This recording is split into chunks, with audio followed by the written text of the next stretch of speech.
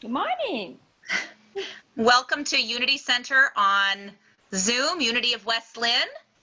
And we're going to just start with some group singing. However, you have to stay muted so you will hear me sing, and I invite you to sing along from the privacy of your own home.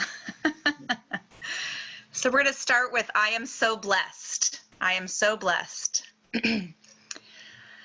I am so blessed.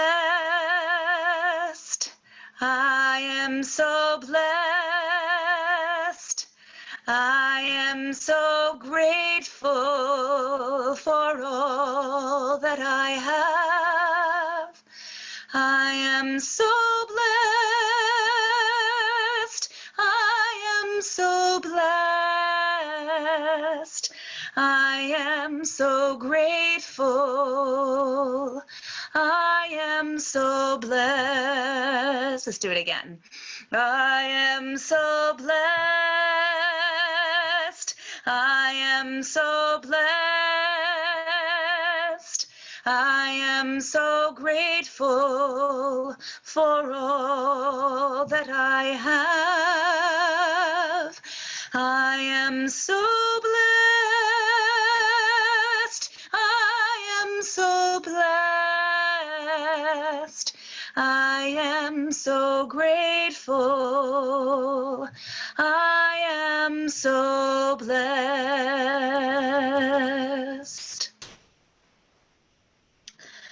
Wonderful. Let's do a song that's a little more upbeat. I'm missing my percussion players and my piano players, but here we are. So we'll go, yeah, we'll snap. Here we go. I sing my love, I sing my love, I sing my love into the world. I sing my love, I sing my love, I sing my love into the world. I sing my love, I sing my love, I sing my love into the world. I sing my love, I sing my love, I sing my love into the world. I dance my joy, I dance my joy. I dance my joy, I dance my joy into the world. I dance my joy, I dance my joy, I dance my joy into the world. I dance my joy, I dance my joy, I dance my joy into the world. I dance my joy, I dance my joy, I dance my joy into the world.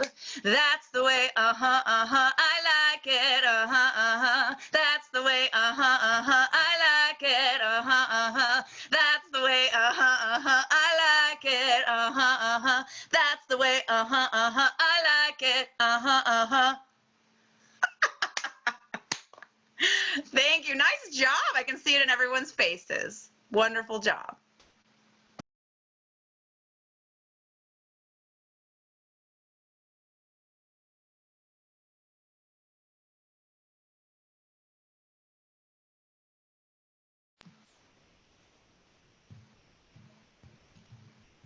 Are we waiting for Joanne to unmute? Oh, she's trying. Is there a reason why I'm only seeing 4 people? You can go to gallery view, Marty. There's a gallery view option, I think. Oh.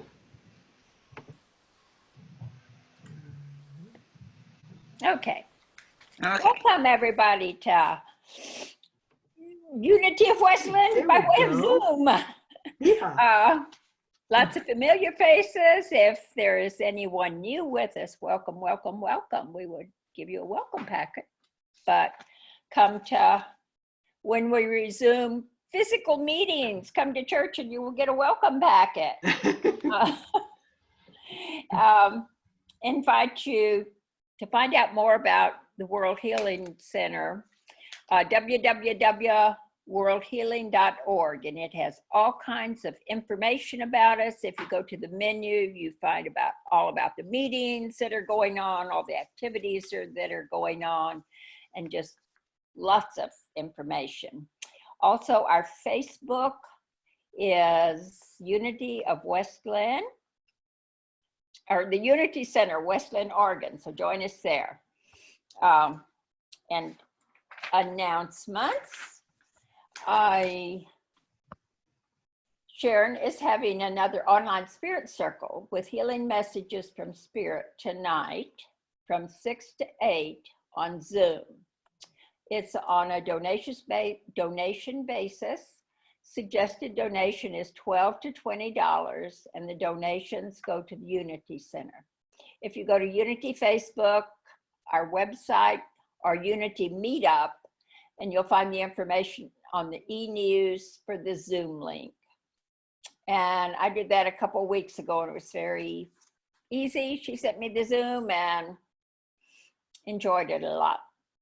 Monthly Reiki Circle is held on Zoom at its regular date, April 21st, from 7 p.m. to 8:30.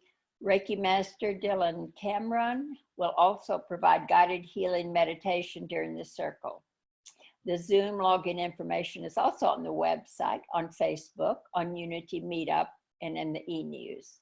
And the circle's on a donation basis. Recommended donation, 12 to 20, and donations go to the Unity Center. Regular meetings are Course in Miracles, which is meeting online. Contact Paris for that information. Her phone number's in the e-news. If you're not on the e-news email list, send a request to Sharon at westlinunity@gmail.com.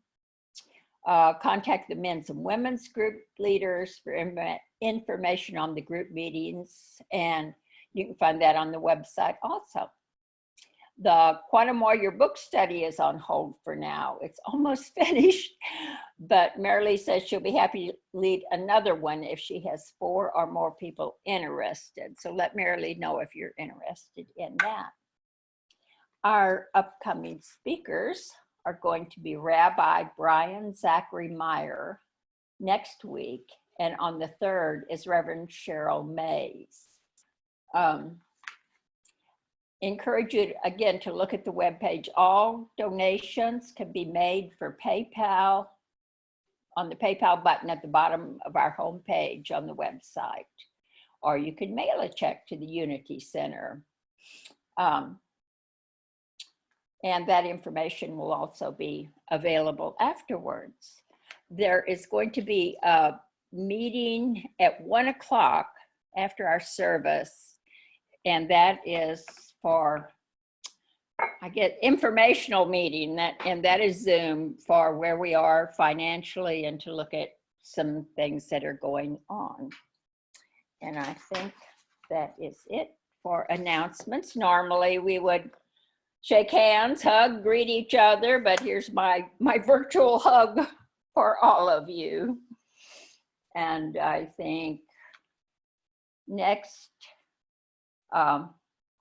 Todd has a opening prayer for us. Good morning, everyone. So great to see you all. I want to welcome you in the warm and loving spirit of unity, and just state that this is a place where we welcome and honor spirit within all of us and in all the ways in which we are connected. And it's with a very grateful heart that we come here on this beautiful day today in this unusual form, but a wonderful form all the way, a blessing of a form, for us to celebrate the one common spiritual thread that lives in every heart. And with that, I invite you to join me in prayer. So let us close our eyes and take a deep breath, and let us connect with that one power and presence. That one power that is all around us and in us and everywhere present. Let us remember that there is nowhere where we can go where God is not. And let us take just a moment to feel that peace that surrounds us. And let us, through our intention and love, make this a sacred time. Now is the time to let go of anything that is heavy on our hearts or is on our mind, so we can be present right here, right now, in this moment. Sometimes we can get so caught up in the busyness of life that we lose the deep connection with spirit. Or perhaps we are facing a challenge or finding these times difficult in our lives and we feel worried and afraid.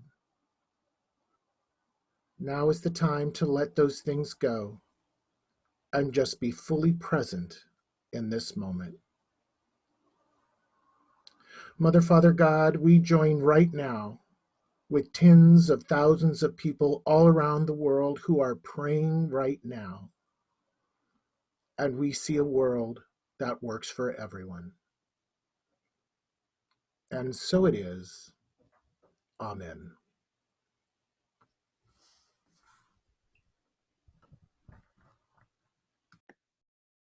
A reading from, this is a Unity publication, Earth's Blessings. It's prior readings from the Daily Word. Tuesday or Wednesday, I think, is Earth Day, but this reading applies to where we are in the world now with the coronavirus and the Earth as well.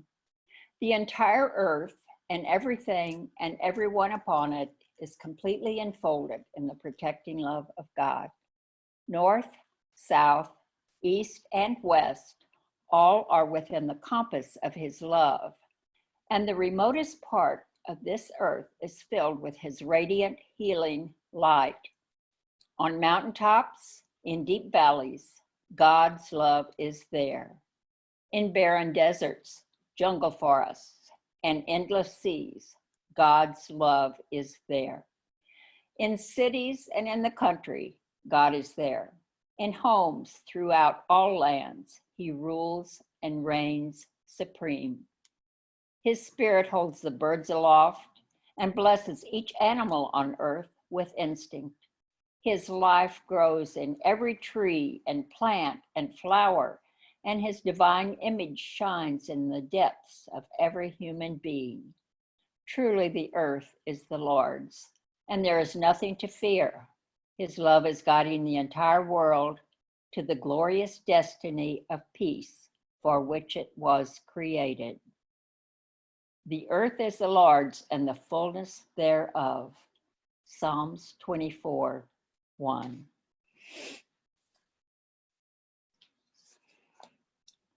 And let me read our mission statement now, which Todd pretty much already gave, but the Unity, if you'll join with me, the Unity Center is a ministry where people of all ages, backgrounds, and beliefs celebrate the one common spiritual thread that lives in every heart.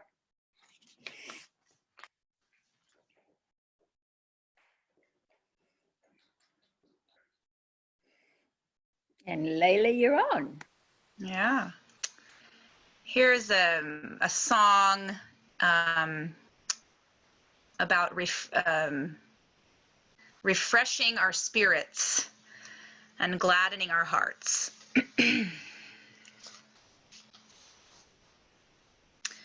Oh God, refresh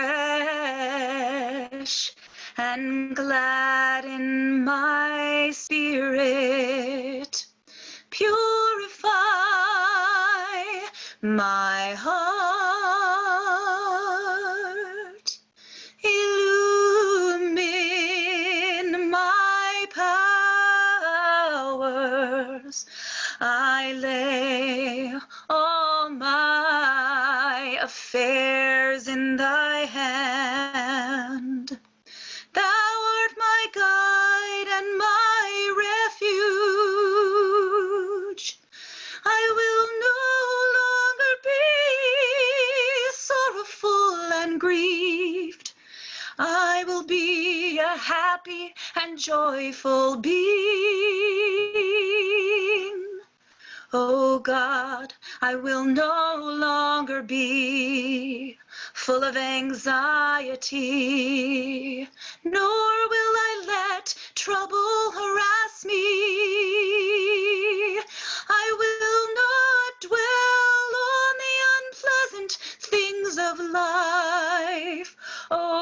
Lord, thou art more friend to me than I am to myself. I dedicate myself to thee, O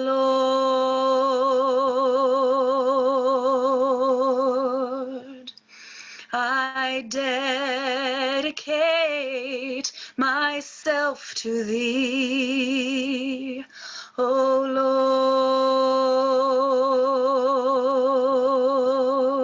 Lord. I dedicate myself to thee, O Lord.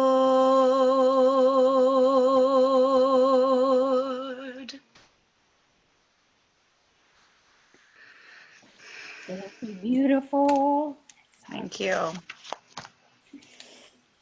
Our speaker today is Todd Nicholson, who you heard with the beautiful prayer. Todd's a longtime truth seeker and spiritual seeker. Todd has a background as a school psychologist, a therapist, and adjunct college professor. He now works as the executive director of special services in Oregon City. Todd is proud to call Unity his spiritual home. The title of his message is The Ecology of Spirit, Finding the Divine in Tough Times. And this is a tough time. Welcome, Todd. Well, thank you very much. Thank you very much, Joanne. It is so wonderful to see all of you.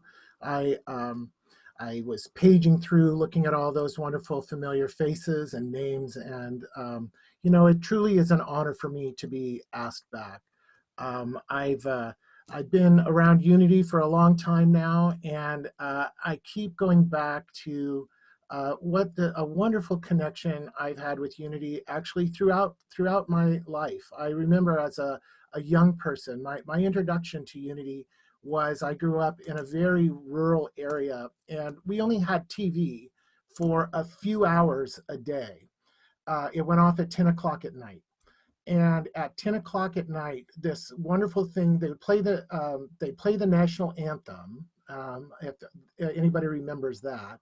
And then right after that would come on the Word from Unity. And it would generally be some actor, very popular actor, or often a child actor, somebody who resonated with me, standing in front of, from broadcasts from the village with the word for the day. And it was quite ecumenical, but I remember just watching that and just thinking, you know, how wonderful, and what kind of a wonderful place must this Unity Village be? I mean, where is that? But I didn't think much of it. I mean, it wasn't like I could Google it, and just went about my life. And then many years later, I was, my career prior to becoming a psychologist is I worked in the medical field. And I was banging around the hospital doing something, and came across a daily word, and it had a picture of the tower on it, and I connected that with a childhood memory. And then it was just a few years later, I was looking for a spiritual path, one for my family. At that time, we were going to a Buddhist Sangha, but we were looking for something that was more family oriented. And then I started connecting all of those things. And it was just like coming home. And then I'll never forget, for those of you that have been to the village, there's this wonderful moment where as you're leaving Kansas City and you're driving out of Raytown, approaching Unity Village, boom, there's that tower that rises up above you. And it was just like coming full circle for me. And it was like coming home. So very pleased to be here, very honored to be asked back. And I also have a big shout out, and I have to say thank you to Nancy, who is probably one of the most persistent people I have come across in a while. Thank you, Nancy. It has been difficult to find a place in my calendar to be able to get here. But I'm here today. I'm very honored to be here, and thank you very much. I want to say, though, before I jump right into my topic, I want to share a little bit of a personal reflection with you about the times that we are in. I actually started this talk a while ago, but with the things that we've come on, I'm going to depart from my topic just a wee bit before I get into it.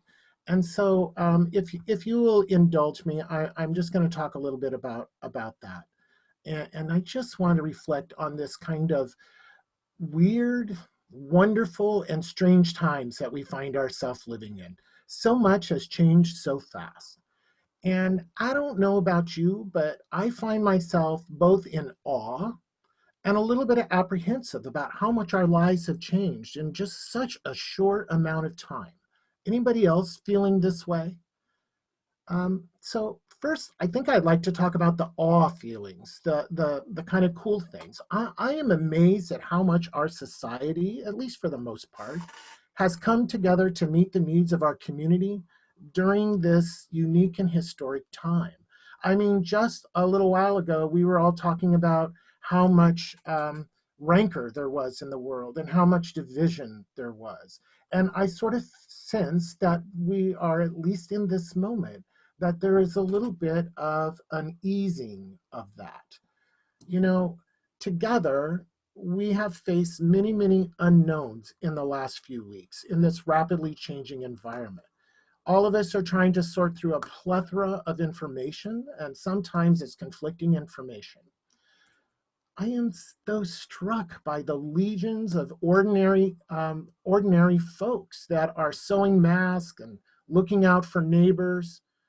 In my own neighborhood, I have spoken to more neighbors walking past in the past 20 days than I have spoken to in the past 20 years that I've lived in my house. Is it possible that physical distancing has led to folks becoming more socially connected? Is that possible?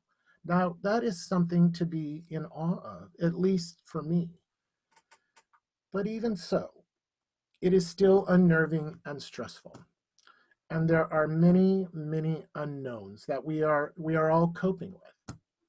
And I don't know about you, but I like certainty. I don't like unknowns. I like plans. I like plans that are durable, predictable, and have a beginning, a middle, and an end. I don't like being a beginner at anything. I don't like being new at anything. Anybody else with me on that? Now, as Joanne said, I work for a school district, and my team and my staff have been working on executing the governor's orders to provide supplemental education and learning supports to students. And I have found myself feeling very vulnerable, restless, annoyed. It feels awful. I have not been my usual self. And one of my favorite thought leaders, Brene Brown, and I think most of us know who Brene Brown is, describes the feeling of vulnerability as uncertainty, as risk, as emotional exposure. And boy, does that sum me up at this moment. Now, fortunately, I have really good friends and mentors and families and a robust spiritual community who remind me that the only way to get to the other side of being new is to go straight through the middle. Now, of course, life experience has taught me this, but I have needed several reminders these past few weeks. And as much as I want to fast forward through these hard parts, we just can't. Now, Brene Brown further reminds us that it isn't just being new at big things that is hard. Things like a new job, a new relationship, having a new baby. But being new at little things also pushes us in ways that activate our disequilibrium.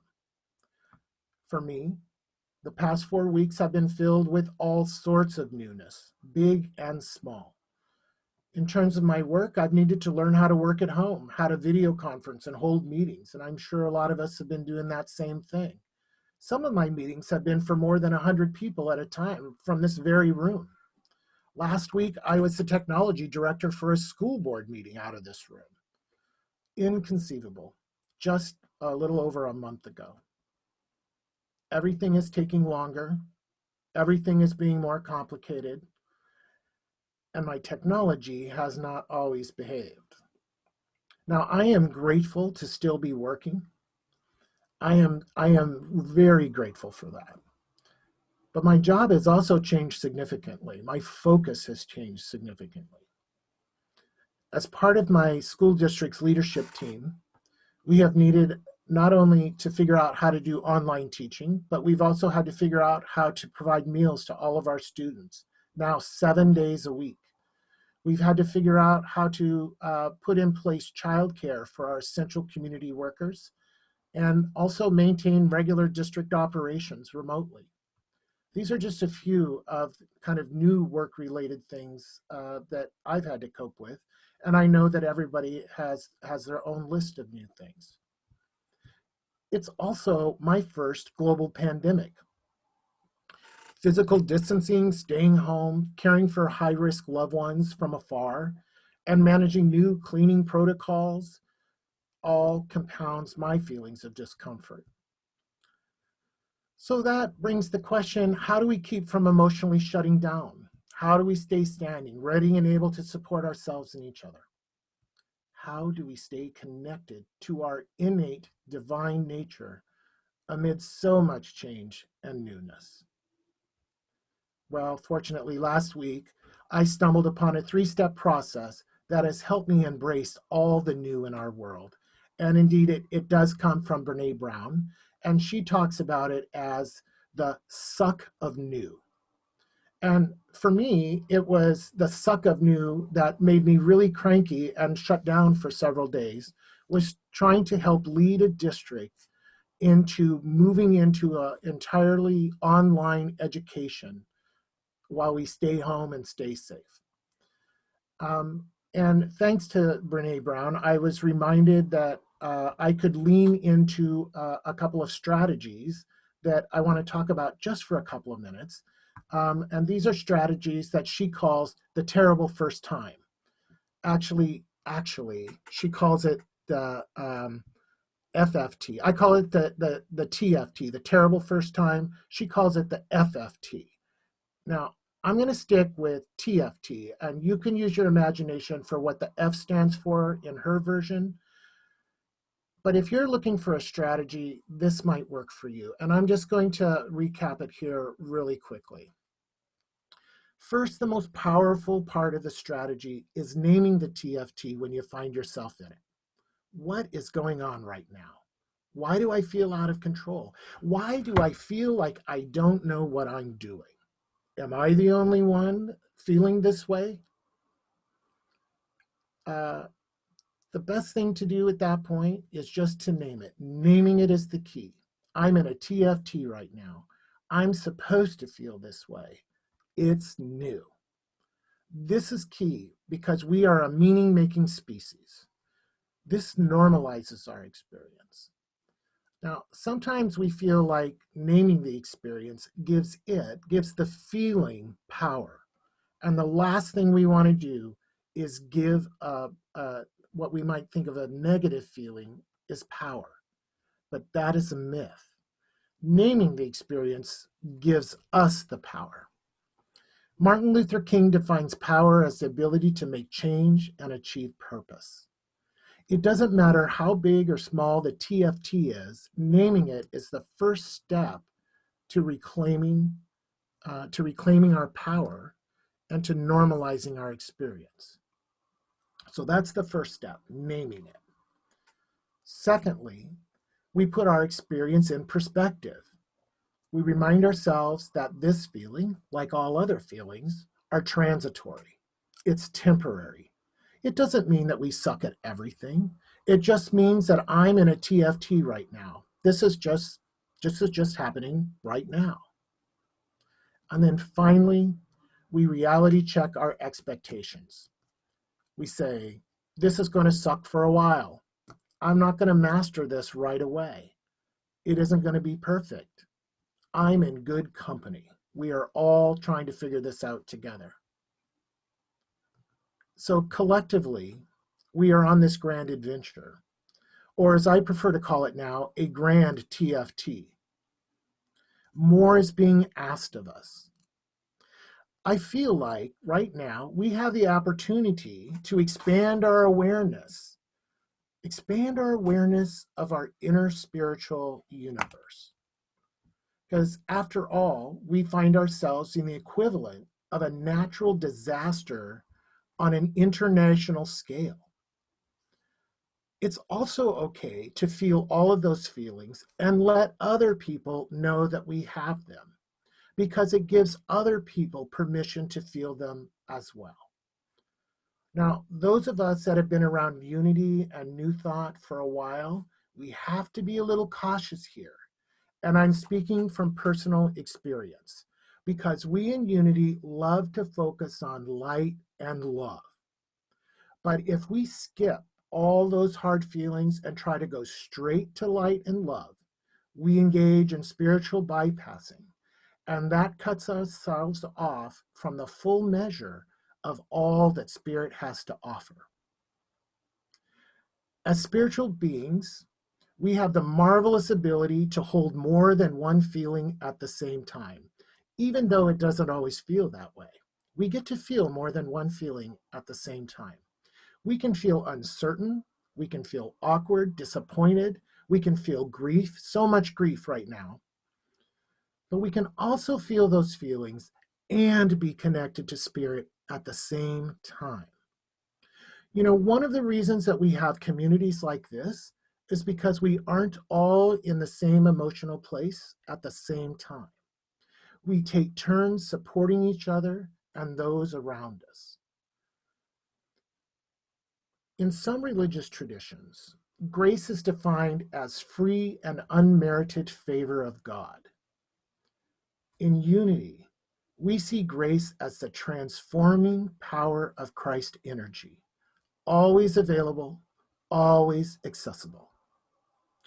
Perhaps the daily demonstrations of grace that we are seeing in all of our community right now, we are bearing witness on a daily basis to that free and available grace.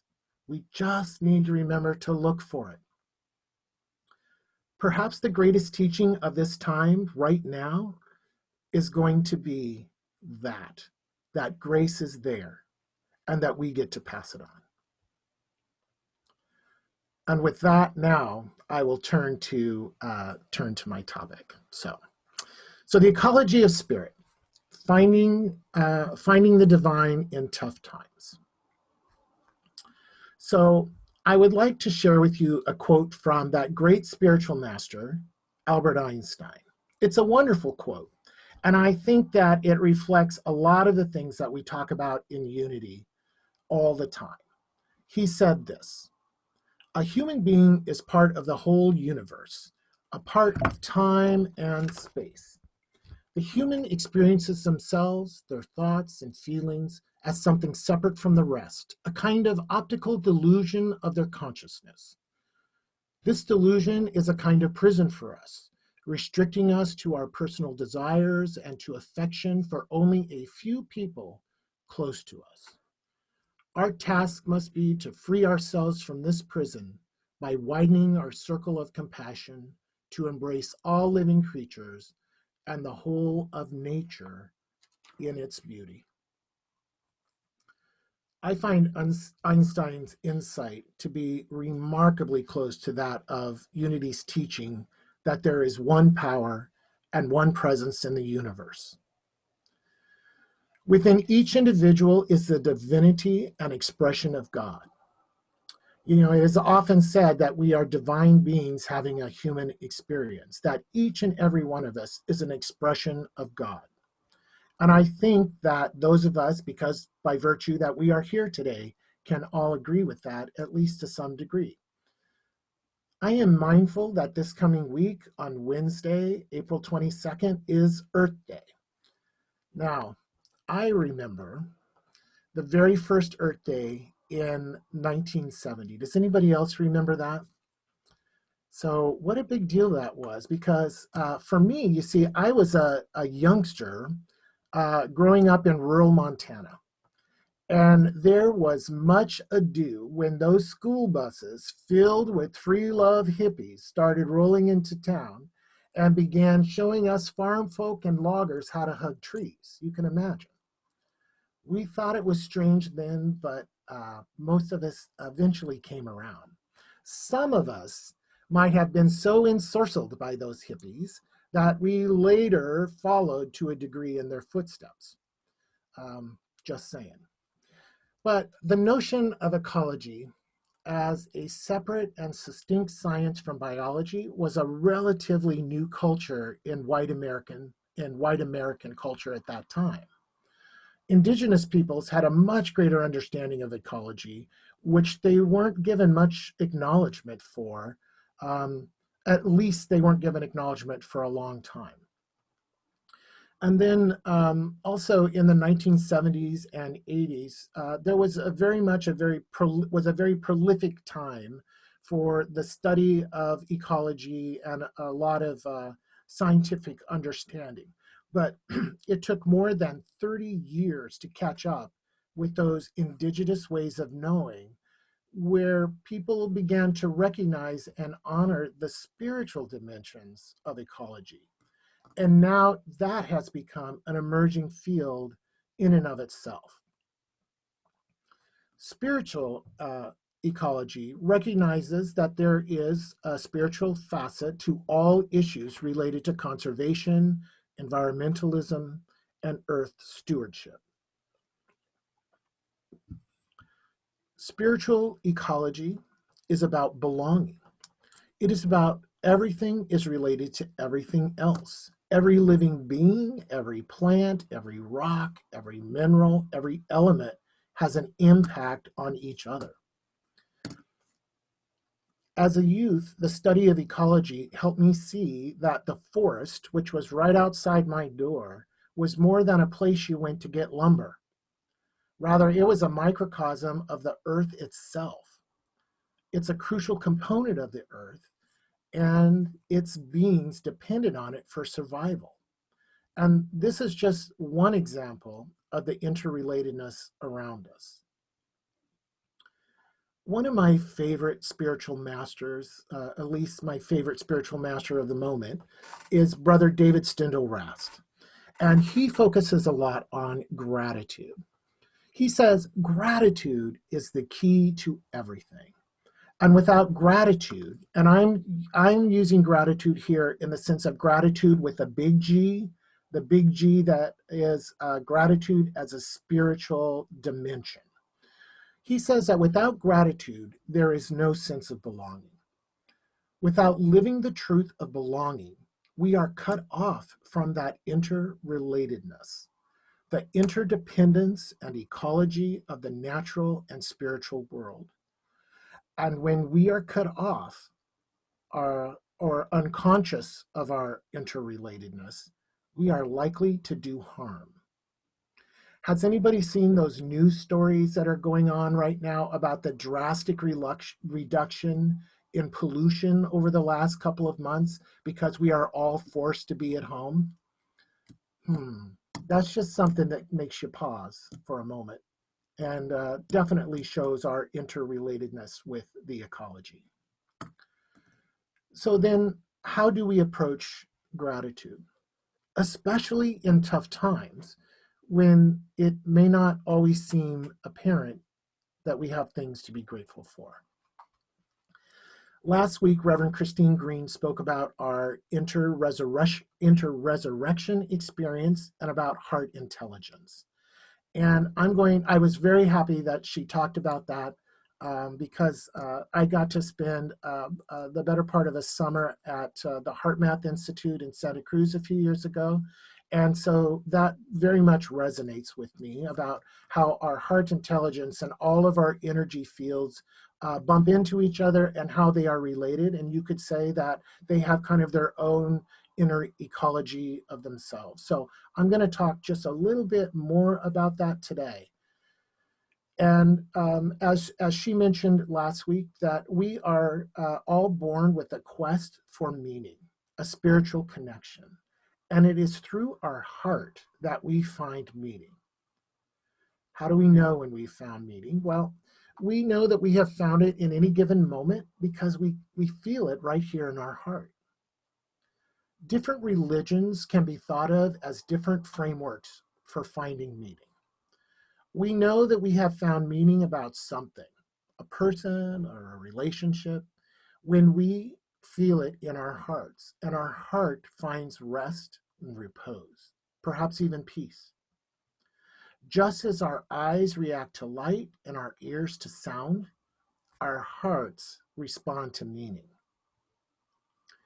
Well, unlike our eyes and our ears, this is not a passive process. It takes actions, sometimes in the form of conscious non-action, which I'll explain a bit more in a moment. But to live more fully from the heart, Brother David Stindl Rath says, we must wake up to gratitude. And this waking up is a continuous process. No one gets to wake up for once and for all. There is no limit to wakefulness, rather, just like there is no limit to aliveness. It should be noted, though, that it is a little risky to be awake to life. It takes courage and a willingness to feel all of our feels, just like when we are confronted with a terrible first time or a TFT. Yet, as meaning-making species, we are drawn to be awake. We here have all followed our heart to be here, to be in spiritual community. Spiritual communities, too, have their own ecology, not the least of which requires us to be in action, to be in service to the community for the benefit of all. And I think there's a meeting about that right after this service today. Cultivating gratitude is the spiritual key to unlock the power of the intelligence heart.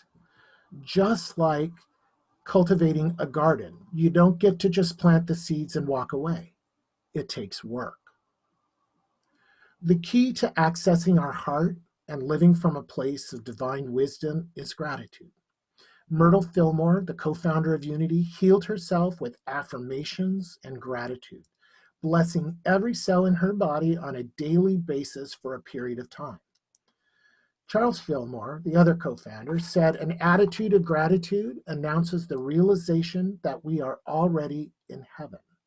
Heaven exists right now, in this moment, just like hell exists right now in this moment. It is a state of mind and a way of being. There are many definitions of the principle of gratitude. All of them have something in common: a state of being thankful, appreciation, and awareness for receiving a gift freely given. Now, this gift part is really important. All religious traditions have teachings around the concept of gratitude. The Hebrew term for gratitude is, I hope I don't mess this up, it's hakarat hatov. Hakarat hatov. I think I got that right, which means literally recognizing the good.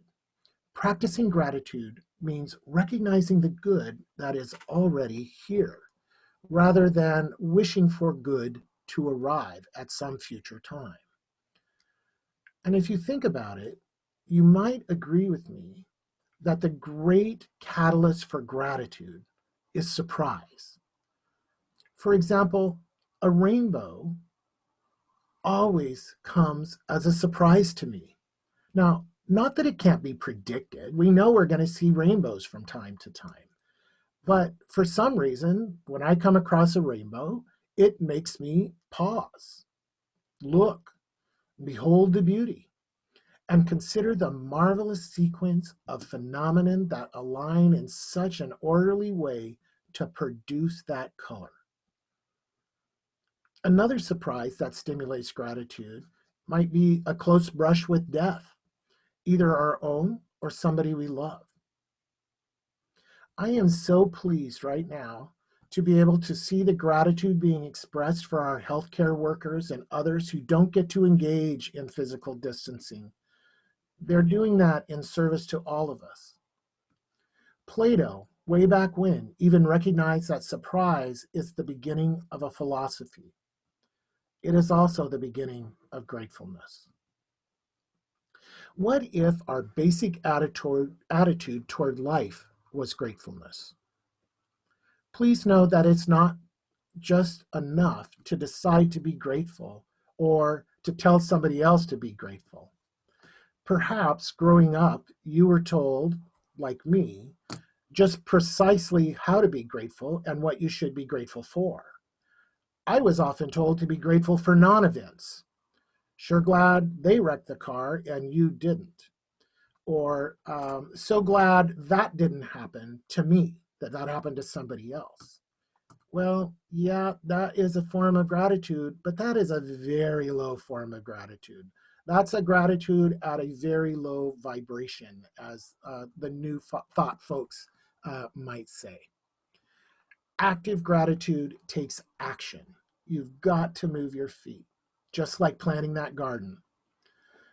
It takes cultivation. It requires being awake, being open to the surprise that leads to that moment by moment realization that everything, yes, everything is a gift. For me, it's not always easy to acknowledge a gift as a gift. And I've been wondering about that and trying to kind of think about why that is. And here's the reason that I think I can come up with. When I admit that something is a gift, I am admitting my dependence on the giver.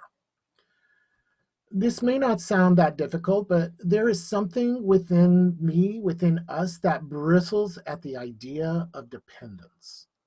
We want to get along by ourselves. Yet, a gift is something we simply cannot give ourselves. Not as a gift at any rate. I mean, sure, I can go and buy something I want, a treat, but it's not the same as a gift. For what makes a gift is the fact that it is given. And the receiver depends on the giver. Gift giving is a celebration that unites giver and receiver. The bond is gratefulness. So, as mentioned, we fear dependence. In a sense, it's correct to fear dependence. The ecology of gratefulness is incomplete until the giver and the gift becomes the receiver, a receiver of thanks. In other words, gratitude involves giving and thanks for the giving, or thanksgiving. In this dance, which sort of develops, gifts can take many, many forms. And that thanksgiving becomes a gesture of the whole heart. And that's where our heart intelligence begins to rise. Gifts can take many forms. Sure, it can be something that is wrapped. It can also be the gift of time. It can be the gift of talent. It can be the gift of acceptance. It can be a gift of financial support. Perhaps the greatest surprise in my life is that I am still here and alive at all. But that's a story for a different time. When I need a little shift in my heart, which I've learned to trust my heart more and more as I have seasoned, I have learned that to trust my heart when it cries out for spiritual alignment, to notice when I am doubtful or troubled. And when that happens, I begin by looking at nature. Nature is just filled with little surprises, which allow me to align with God's presence and to activate more fully heart intelligence. When people align with positive emotions, there is also a spiritual experience that naturally emerges. In the Christian tradition, the metaphysics of gift giving is represented by the three magi, or the wise men, whose symbolic gifts to the young Jesus represent the sharing of wisdom contained within the living soul of all humankind that is passed down through the ages. Our mere presence here today is a form of gift giving. Yes, we are here for ourselves, but also we're here for each other. There's this wonderful old unity hymn, freely I give, and freely I receive. And isn't that the truth? So if you are interested in experiencing divine principle of gratitude and would like to experience with a few techniques for opening to gratitude, you might experience, experiment rather with some of these, the following things that I'm going to mention. I've got just 3 things. You might start by making a commitment to grateful living. Realize that every single moment is a gift. We haven't had to earn it. It's a gift. And also know that there is a gift within the gift, and that gift is called opportunity. If you forget, don't worry, another moment is coming right up. Another gift. Now, does this mean that we are grateful for everything, for war, tragedy, illness, viruses? No. But we can still be grateful for the moment that we are in, the opportunity to rise to whatever is needed in that moment. Second, set the intention to be awake and to be surprised by something today. This is what Brother Stendhal Rast calls, we do it the crosswalk technique, that we remember to do that thing which we teach every little kid when they come up to a street that they need to cross, that you stop, you look, and you go. So build a stop time into your day every single day. Use an app, use a sticky note, set a timer, and stop. Just remember to just stop and pause. Look, open your eyes, open your ears, open your nose. Enjoy what is given. Enjoy that opportunity to open your heart, to give and to receive. Maybe it's just to enjoy the present moment and all the gifts that are given. Maybe it's more complex than that, but it's stop, look, and go. And then finally, reflect. Take a moment and just reflect. For me, one of the things that I like to do is I use a gratitude journal. Now, there's many ways to do this, and I've done it many different ways. Recently I did a 30-day gratitude exercise where I just simply used my cell phone, and I made a commitment that every day I would take a picture of something that I was grateful for. And I just would take a picture of it, and there it lived in my phone, and I would take a moment to look at it. Another technique is to use something like this.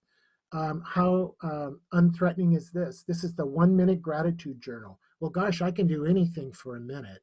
And this just sits on my desk. And before I start work each day, I just pause and put down the date and the time and say, today I am grateful for blah, blah, blah. And I write it down. It can be a small thing. It can be a big thing.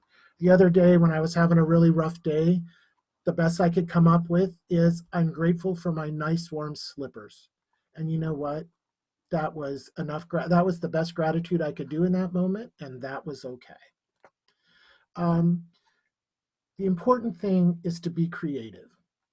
We are practicing spiritual ecology, and we follow, and that is kind of our theme here.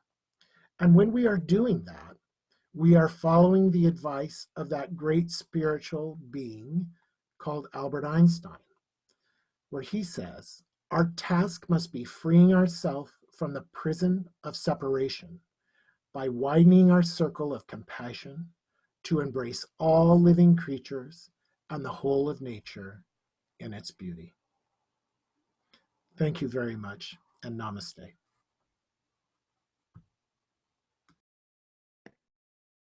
Thank you so much, Todd. That was wonderful.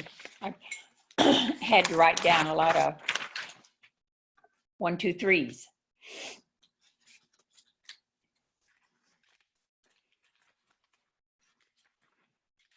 Yeah. Do you have a meditation or? I can certainly do a meditation. Would you like one? We would. All righty, wonderful. You.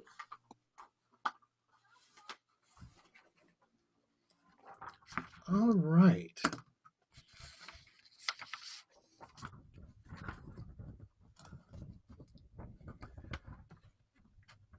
So how about we do this then? Earlier I mentioned the silent unity and the daily word and all of that, and I have been using the silent unity prayer service this month, just because it's handy, and for those of you that have been to the village, every day when they're not physical distancing, everybody who's available, they meet, they get together in the Silent Unity Chapel, and generally speaking, one of the ministerial students comes down and they all sit in meditation together, and they have a meditation every month. And so I would like to offer that we join together and do that meditation, that meditation now. So I just invite you to find a comfortable way of sitting, and just allow yourself to settle into your heart space. And we begin with the knowledge of the nature of God, knowing that God is infinite peace, infinite wisdom, infinite love, and infinite life. All that God is, we can realize as the truth within us. We begin in celebration of the whole, of the holy power within, the Christ, and our true nature. Breathing in, we breathe in peace, and breathing out, we breathe peace. Breathe in peace, and breathe out peace. In the knowledge of God and my divine nature, I cease mental confusion. I come into swift agreement, mind and heart, sure and steady. Nothing can disturb my peace of mind or my harmonious heart, for I am anchored in divine peace. We breathe in peace and breathe out peace.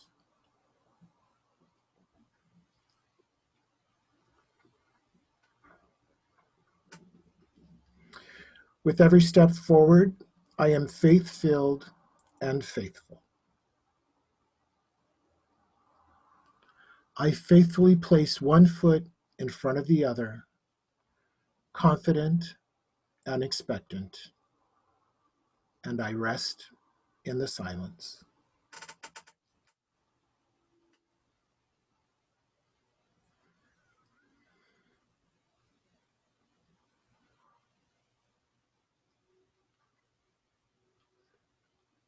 Attuned to divine life, I heal and live fully.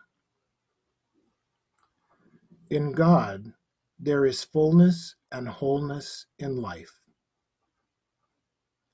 Health, well-being, vitality, and ease are mine as I attune to divine life in the silence.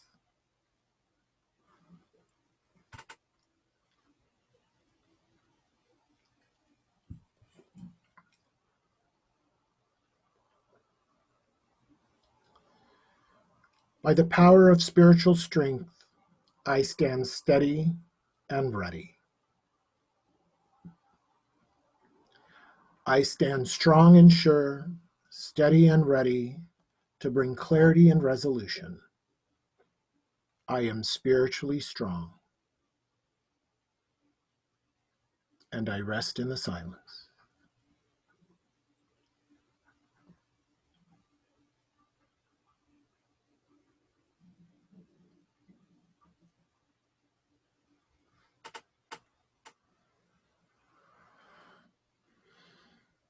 Centered in divine love, I am a harmonious presence. I am a voice of harmony, and I walk hand in hand with others, Whether or not I share their worldview, I live in the harmony of divine love, and I rest in the silence.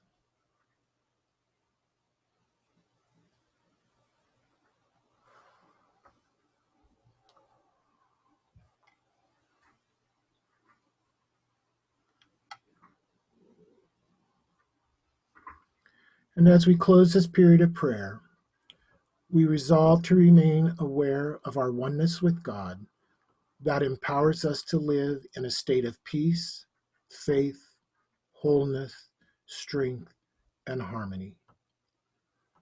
We know that we are here to be the light of the world, which prayer and meditation make possible. And in a moment, I'm going to ring a chime, which will be our invitation to come back to your current surroundings, and we'll move toward closing the service.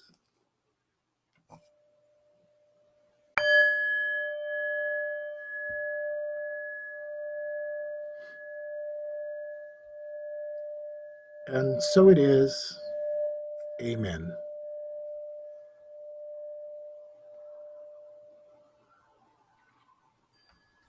It is. Thank you. The Unity Center celebrates its 30th year of our intent. Our intention is spirit-led. We're co-creating a vibrant, inclusive ministry, welcoming and supporting everyone in their spiritual journey. So that we can continue to fulfill this, we invite you to send your offering via PayPal, check, or by your pre-arranged donation pledge. We're passing the basket, and we graciously thank you. And our blessing is, say with me, please, God's love in me blesses and multiplies all that I am, all that I give, and all that I receive. Thank you, God.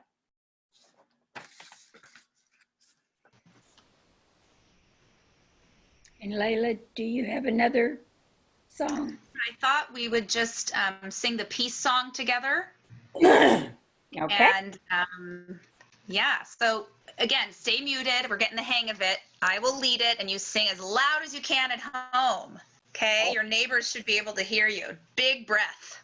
Oh, okay.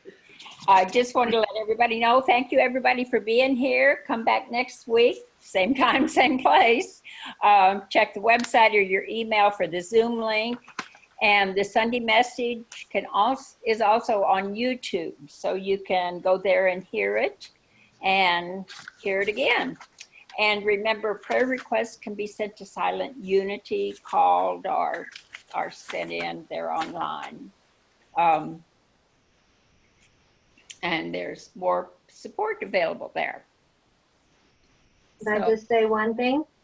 Yes. And that is that we have a special town hall meeting at 1 o'clock today, and it's on a whole different link. If you did not receive that link, then Joyce will be able to send it to you.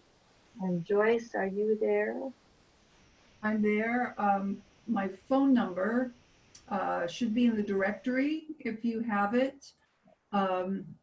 My email is, hopefully you can remember this, jj@joyce.jackson, just my name, -la.com.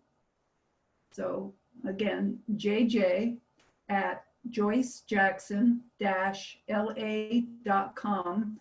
Send me an email and I will send you the information for the Zoom link. It is a whole different link, and we look forward to having you join this discussion. It's really crucial for where we are as the Unity Center and how we're going to move forward. So thank you. Okay. Are we ready to sing? Joanne, shall I? All right. Let there be peace on earth. Let